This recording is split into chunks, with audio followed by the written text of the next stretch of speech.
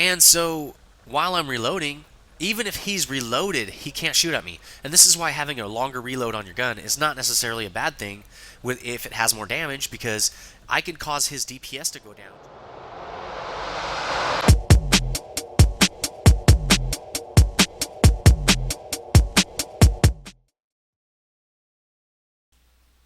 Hey everybody, welcome back to dungeongurunet. This is Nethervoid, also known as John, bringing another strategy series to you this week as I do every Wednesday. This one's going to be a little different. It's not on a tank, it's just general tactics for gameplay for World of Tanks. It's kind of a newbie guide, but experts might be able to learn a thing or two as well. So this thing is not going to cover DUI, garage, research, how to do modules and all that stuff. All it's going to cover is tactics in the game, such as how to flank, how to circle, proper positioning, capturing the base, stuff like that. There are 7 parts to this thing. It's kind of long. It's a 50-minute video. But I'm gonna break it down into 2 approximately 25-minute videos. The first one you're gonna see obviously today. It's gonna cover 3 or 4 sections, and then the next one the following week. Also, I don't know everything about this game. Not a developer. I don't have 20,000 battles or whatever. If you see anything that's wrong or anything that you think you know how to do better, please add it to the comments, because everybody can benefit from that, and that's kind of what my channel is about, is everybody benefiting like a big community. So let's just get right into it now, and here's the first couple of sections. The first section we're going to be talking about is just general tips of play. Now, there's a lot of stuff to cover in this, but we're going to get right to it. First of all, on a map like this, you're going to want to cover, well, any map, you're going to want to cover all lanes approximately evenly. What this means is, on this map, there are generally 3 or 4 different directions you can advance on. There's the northern lane, which you're going through the river a little bit, coming up through some low hills and going into the enemy base there. There's the more direct route, maybe we're straight through town and up this hill and then toward the enemy base, or there's another route down here to the south where you're going west and maybe coming along this river and then up through the north into the enemy base. So there are 3 kind of different ways here to attack the enemy base. So what you don't want to do is glob your whole team into one of these lanes and just pushing all toward the base. Maybe because, players are newer, they don't know how to play the game, and they don't want to get killed. So they're just going to follow everybody else, and there's strength in numbers. The problem is, the enemy, if they're fielding tanks to each side, they're going to slow your advance down, but they're also not going to be impeded on these other lanes, and they're going to get to your base before you can get to theirs, and you're going to be pincered and basically dead, and they're going to win the game. The enemy's probably going to win the game. You can win sometimes with an all-on-one-side approach, but really it's a risk, and in my experience and most other tankers I've talked to, usually does not win. You usually do not win with that kind of strategy, so don't do it. So what I generally do is if I'm not one of the top tier tanks, I'll kind of let people drive out, see which directions they're going, and try to fill a weak spot on my team to make sure that we don't have that problem with too many people in one spot. So the second tip, general tip, always reevaluate what you should be doing based on what's happening in the minimap. Every few seconds, just look at the minimap and look for where the enemy is and where the friendlies are, and just kind of reevaluate. Should I sit on this hill still and snipe down, or should maybe I start advancing because these guys are moving out where I can't shoot anymore? I need to move up with these guys. Or maybe you're over here in the north and you're a fast mover and these guys are getting crushed. You say, wow, I need to go back to base to defend. So you head back to base, maybe set up on this hill before they can get there so you can defend. So always be watching that minimap so you can don't just stick to one strategy the whole game. Try to react to what the enemy's doing, what's happening in the game, and where you can be most valuable to the team. That will win you the game more times than not. Another topic I want to talk about on general tips is high explosive rounds. Now we got 2 types of rounds here. We got the AP round, which you can see on this tank has 75 penetration, and we got the HE round, or high explosive round, which has 29 penetration, which you think right off the bat, wow, that sucks. Yes, it doesn't have much penetration, but here's the difference. The way the AP round works, or armor penetrator, is it tries to break through the enemy tank's armor. Now, with 75 penetration, I should be able to penetrate, on average, 75 millimeters of armor. But I might come up against tanks that have more than 75 millimeters of armor, say like the Tiger II, which on the front top glasses has 150 millimeters of armor. So I might think, wow, I'm never going to be able to penetrate that guy. Might as well not even shoot at him. Well, if I shoot high explosive at him, and I shoot at his weak points, and we'll talk about that in a little bit, I have a good chance of at least damaging that tank. And usually the high explosive rounds tend to hurt the enemy's crew and their modules a lot more than the regular armor piercing rounds. So if you do find yourself in a situation where you're a low tier tank, and a lot of newer players do, you can use the HE rounds to effectively damage the enemy and still be in the game. Now, also remember the bigger difference in tier between you and the enemy. So if this is a tier 4 tank, if I'm shooting at a tier 6 or 7 tank, or even higher, the credits that you earn from damage are multiplied based on the enemy tier. So you're hitting higher tier enemies while not doing much damage, you're going to get a lot of credits. And it seems like you're not going to get a lot of credits because the damage numbers are low, but it's not true. You're going to get tons of credits and XP for damaging those tanks, even though it's not much damage, because they are so much higher than you and have so much more of an advantage over you. Okay, so let's get on to the next one. I wanted to cover one thing in settings, and that is, because I get a lot of questions on it, how do you disable vibration in sniper mode? So let me show you what that is first. Well, I've already have it disabled. There's in the games tab right here, we've got this enable vehicle vibration in sniper mode, and that is enabled by default. So now it's like this when you first load the game. So let's see what that looks like. This is going to be pretty obvious to everybody. You get this kind of very realistic recoil where the whole tank's shaking around. Also, when you get hit, your tank rocks all over the place. Well, there's a way to disable that, and most players disable it. So you might as well do it too, even though I don't like this effect as much. I like the tank rocking, it's really cool. But I want to be competitive against the enemy, and I don't want them to have an advantage over me when I fire. Nothing moves. It makes this a lot easier to aim my gun and keep my gun on the enemy. Also, when I get hit, there's no movement in my tank. The tank doesn't bounce all over the place, so that's where you change that setting. Next up, the radio. Now, getting a big radio will help you help you and help your allies relay the enemy positions and also where your allies are. But not only that, it also gives you a slight XP and credit bonus for every tank that you have on radar that is getting damaged. Also, if you spot the enemy first, if you're the first person on your team to spot that particular enemy, you get a nice XP and credit bonus for that. So and you have to be able to relay that information back to your team, though. If you can't, you will not get a bonus off that, or your bonus will be reduced. So getting a bigger radio is not always just about what you see on the minimap, but it also helps you with XP and credits. Next tip, try to always be firing if you can. I call it time on target. This gun has a reload speed, and this goes more, so the slower your gun reloads, the more this is a factor. What you want to do is try to pump out as much damage from this gun as possible. So let's say I had a long reload time, and I could fire on an enemy, and I'm trying to get under cover of this house, let's say. So I'm back here, and I'm coming up to the enemy, and I reload here. I'll wait, get my shot off real quick. I'm aimed in, get my shot off, and then I'm quickly moving in to get into position. Now, see, I'm moving while my tank is reloading, and that's the kind of thing you want to do. Do your movements when you're reloading. Try to take every shot you possibly can, especially if you have a slower reload time, because that's gonna the more damage you can get on the enemy. Just like, I mean, it's the same kind of concept if you've ever played a game like WoW or any kind of raiding game. The more DPS you can keep on the boss, the better chances you have of beating that boss, because the less damage you're going to be taking from that boss. So the more damage you can put into the enemy, the quicker you could take the enemy team out, the less damage you're going to have to, and shots you're going to have to avoid incoming to you or your teammates.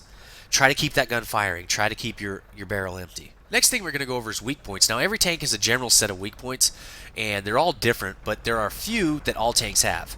If you can see right here, this is called the Commander Cupola, and this is a very weak part of the tank. It has either zero or almost no armor. It's a great spot to shoot at. As you can see, if I'm aiming at this tank, you could probably hit it if you're just kind of aiming right at it right here. You have to have a pretty good crew in their percentages to hit this right here, but you know what? Might as well fire at it to try to hit the weak points of the tank. Another weak point right here would be this driver hatch. The armor there is going to be a lower value than what's stated on the tank. Another one is the lower glasses plate right here. Generally has a lower armor value. Obviously, the sides of the tank, you're going to want to shoot here, not the corners of the tracks. You'll just hit the tracks unless you're trying to track them. So right here on the side is generally weak, and obviously in the back it's going to be weak because it usually has weaker armor in the back. Any kind of hatch you see, there's a weak spot right there that has a hatch. Any kind of little hatches and stuff, it's not just for looks. Those are weak. Those are actually different armor plates in the game, and they are actually developed that way. So those are the general weak points, and we're going to move on to the next point. The next point is always be in cover. As much as you can, be hiding your tank at all times, especially when you're reloading. I'll be hiding here, and then I might pop out. Oops, that popped out a little too far. Just enough to hit somebody. And I'm getting a little bit of lag here, so I don't know why, but my frames per second are pretty bad. So I'm going to shoot this guy, as you can see here. Then I'm going to back up a little bit, get back into cover, and then when I reload, I'll pop out just a little bit, just enough to hit this guy like this, and then I'll be doing that. And especially, this is especially true when you're trying to move into cover. Always try to put a building between you and the enemy tanks, or don't knock over trees, it's another thing. So see how I'm using this house to shield me from enemies on that hill? That's a great way to move up to a house. Don't just drive out in the open. If you want to get over to this house, start shooting at people, and then drive over to this house. That's going to get you shot.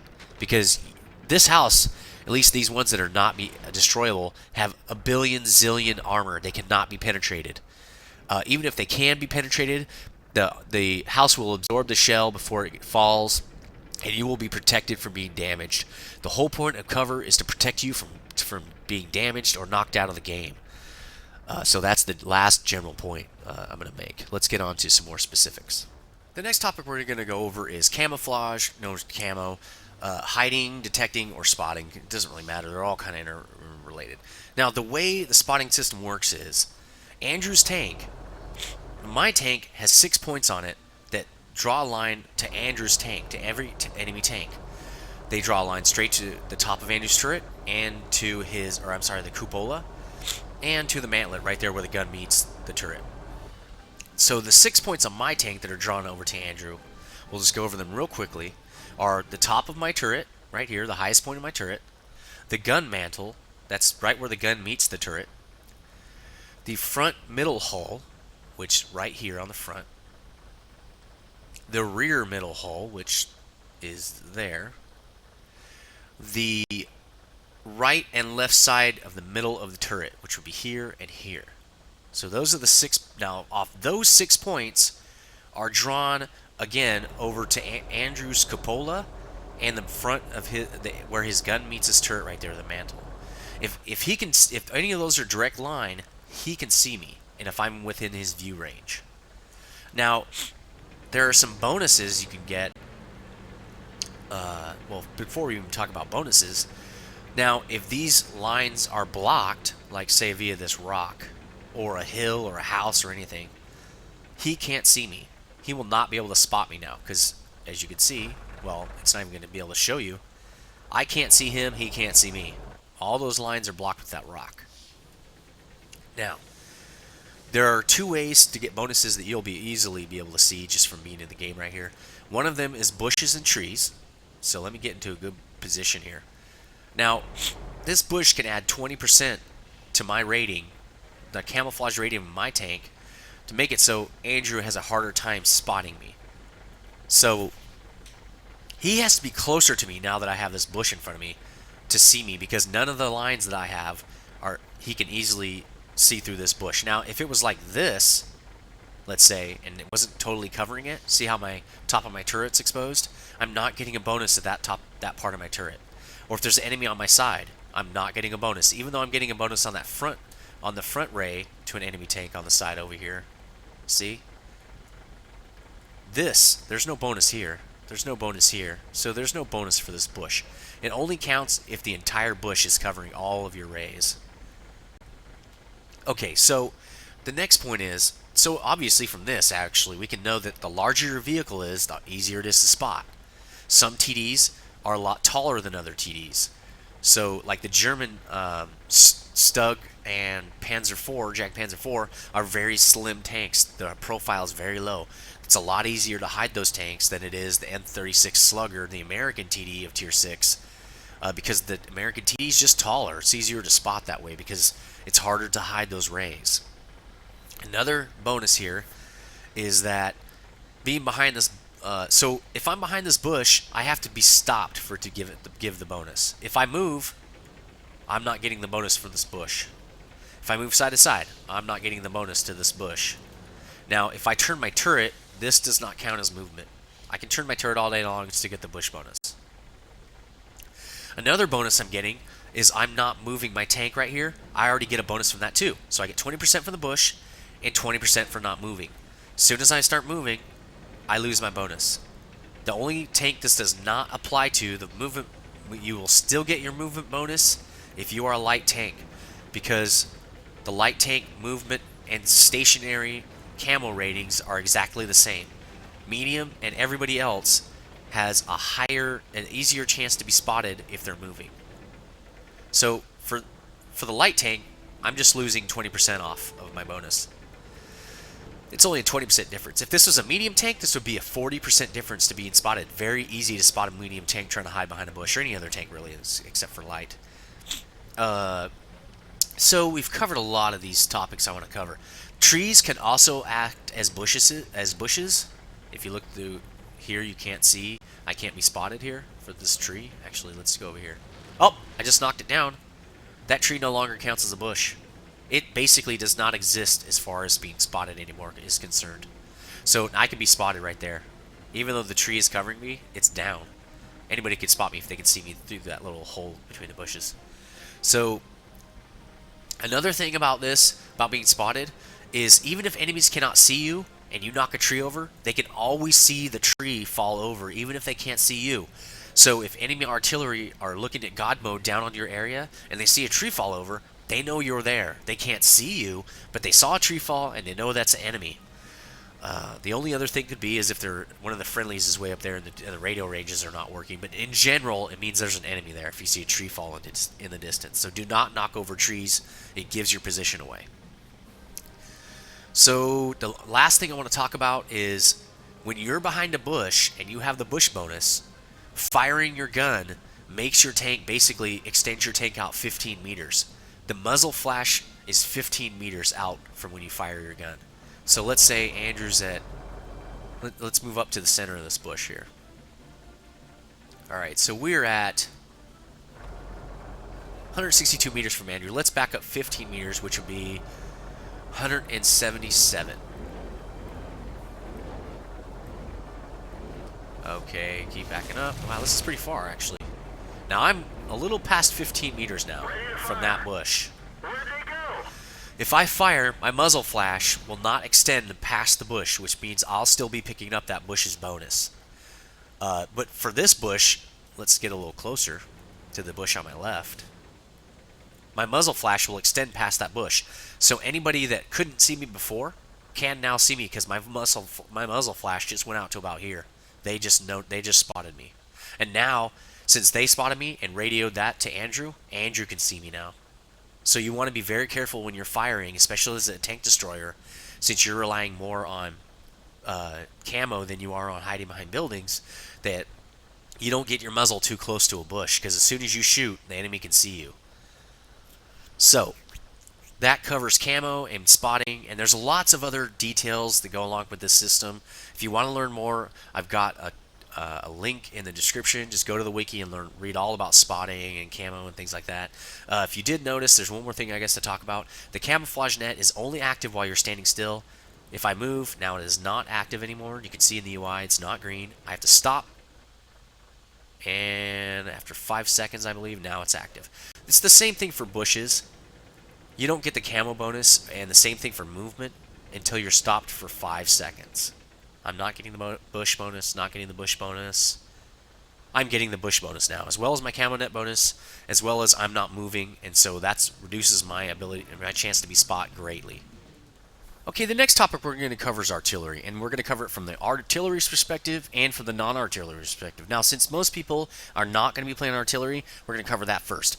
So let's say I'm this guy right here, I'm this tank you're seeing. I spawn on the north, and I'm attacking somebody from the south that's on that ridge there, and I can spot them, and I'm going to shoot them right there. This is generally not a good spot to be sitting because artillery can hit me. Let's say if artillery was over here in the corner here, if you're looking at the mini-map where my cursor is. They have a clear shot right over on top of my head. A better spot to be at would be behind cover. Always be behind cover. Not only is that enemy not going to be able to shoot me as well, because I'm covered by this building, artillery cannot have a direct line of fire right on top of my head. So you want to stay in cover at almost all times. You want to use hills and drive on the low terrain, behind hills, at the bottom of hills. You know, don't drive up on the hill. Don't drive up over a ridge. Don't sit on a ridge. Basically, just stay in cover almost all the time, like I already talked about, because it keeps artillery from being able to zoom in right down on you, get a clear shot on you. Also, what you want to do when you have to pop out of cover, because you got to move, right?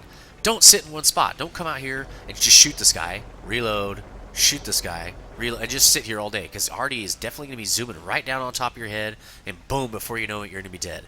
The best way to do it is shoot while you're reloading, move around, advance on him, do whatever you need to do, find cover, whatever, stop when you're about to reload, wait for the aim reticle to come down, take your shot, and keep moving. That's the way you need to do it so that Artie can never zero in on you, because every time the artillery moves, their reticle gets big, just like yours does, and so they can't zoom in on you. It becomes very hard to hit you.